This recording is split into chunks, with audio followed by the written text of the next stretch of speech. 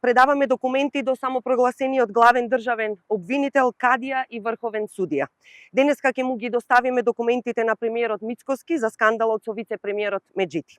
Чувствуваме одговорност да реагираме веднаш откако Мицкоски јавно повика да му се достават докази за сомнежите дека постои корупција и неправилности во работата.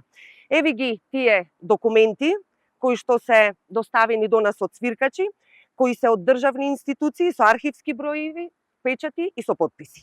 Овде, почитувани, е јасно наведено дека Државниот управен инспекторат констатирал неправилности во работењето, дека Меджити ги пречекорувал своите законски овластувања, лично подпишувајќи ги сите предмети.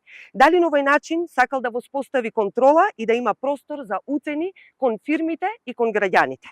Според ова наведено во овие документи, во Министерството за животна средина бил поставен систем за подпис и одлучување спротивно на законите и административните процедури, што отвара сомнеж за корупција и за мито.